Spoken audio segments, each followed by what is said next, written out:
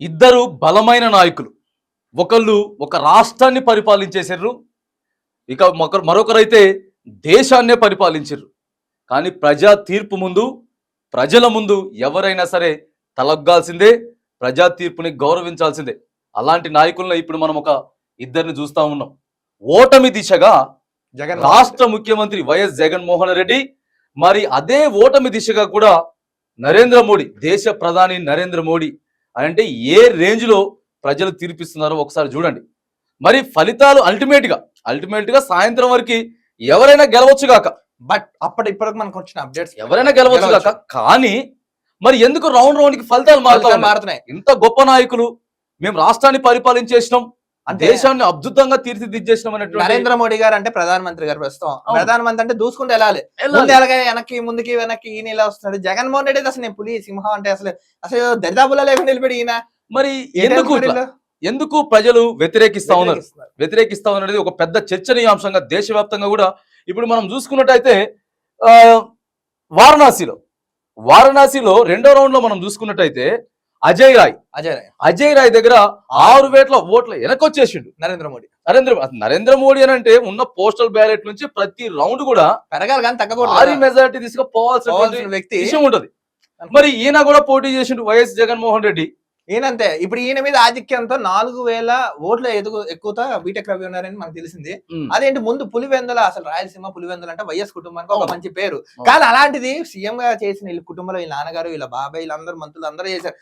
ముందుకు వచ్చే వాళ్ళందరూ వెనక్కి ఎందుకు వెళ్తున్నారు అసలు? కానీ ప్రజలంతా కూడా చూడండి ఎంత డెప్త్ గా ఆలోచన, ఎవరికి పెట్టాల్సింది వాళ్ళకి పెడతా ఉన్నారు, ఎవరికి ఇవ్వాల్సింది వాళ్ళకి చేస్తా ఉన్నారు. కానీ చాలా అద్భుతమైనటువంటి తీర్పు. అందుకే 5 సంవత్సరాలు ఒక ఓటు అనేటటువంటి ఒక ఆయుధాన్ని ఖచ్చితంగా కూడా చాలా మంది మనం చూసుకున్నట్టయితే మన దేశంలో నిన్న ఎన్నికల సంఘం ప్రకటించింది, చాలా అద్భుతమైనటువంటి ఓటింగ్ పర్సెంటేజ్ వచ్చిందట, 86% వచ్చిందట. అసలు ప్రపంచం మొత్తం కూడా అరే ఇంత యాక్టివ్ గా ఉన్నారు ప్రజలు అని చెప్పేసి కోరుకుంటాను ఎన్నికల సంఘం కూడా చెప్పింది. మరి వీళ్ళిద్దరైతే అటు ఇటుగా రౌండ్ జరుగుతా ఉన్నది. ఇదే చూడాలి.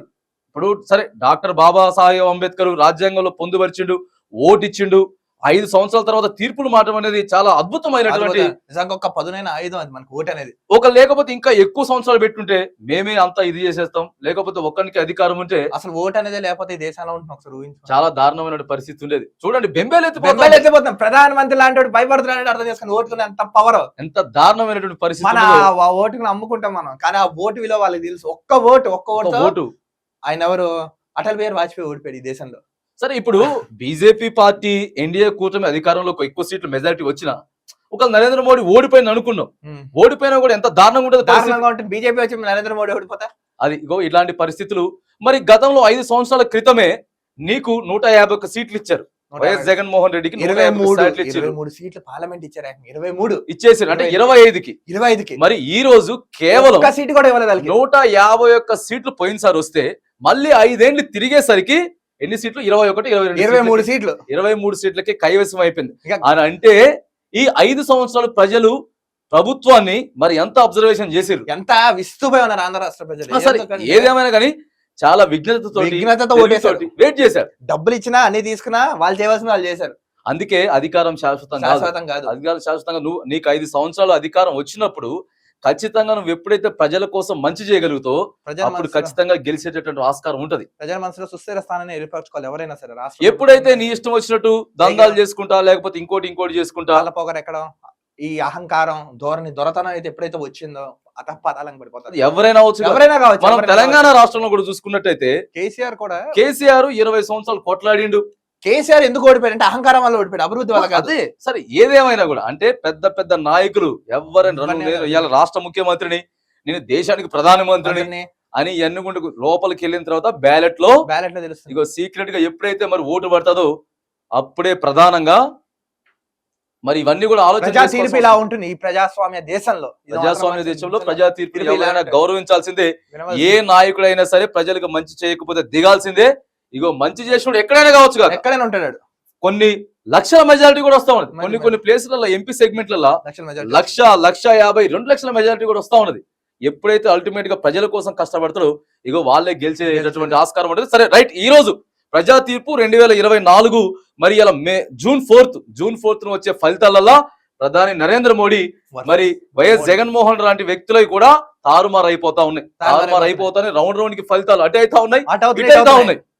అంటే ఓ పార్టీని, ఓ రాష్ట్రాన్ని, ఓ దేశాన్ని పరిపాలించాల్సినటువంటి పరిస్థితులు కూడా చిన్నాభిన్నం అయిపోతా ఉన్నాయి. కాబట్టి మరి ఓటమి దిశగా వైఎస్ జగన్, నరేంద్ర మోడీ సరే అల్టిమేట్ గా ఎన్నో కొన్ని ఓట్లతో సాయంత్రం గెలిస్తే గెలవచ్చు. కానీ మీరు అధికారంలోకి వచ్చిన తర్వాత 5 ఏళ్లు ప్రజల కోసం పనిచేయాలనేది మాత్రానికి ఇగో వీళ్ళిద్దరిని చూసి కూడా నేర్చుకోవాల్సిన అవసరం ఉన్నది. ఇప్పుడు ఎంతో మంది 543 మంది ఎంపీలు, తర్వాత అక్కడ చూసుకుంటే 175 మంది అసెంబ్లీ స్థానాలు. ఎవరు ఎమ్మెల్యే కావచ్చు కాక, ఎంపీ ఎవరైనా అవచ్చు కాక 5 సంవత్సరాలు ఖచ్చితంగా మీరు పనిచేస్తే ప్రజా సేవ చేయాలి, ప్రజల్లో ఉండాలి, ప్రజల మనసులో సుస్థిర స్థానాన్ని ఏర్పరచుకుంటేనే వాడే ప్రజా నాయకుడు. అంతే. ఎవరైనా సరే గుర్తు పెట్టుకోండి, ఎప్పుడైతే అహంకారం తలకెక్కిందో అతపాతాలను పడిపోతారు. కాలం సమాధానం యథార్థం, వాస్తవం, సత్యం గుర్తు పెట్టుకోవాల్సింది. కాలం సమాధానం చెప్తుంది అనే దానికి ఇగో ఈ రోజు వచ్చినటువంటి ఫలితాలే నిదర్శనంగా మనం చూస్తున్నాం.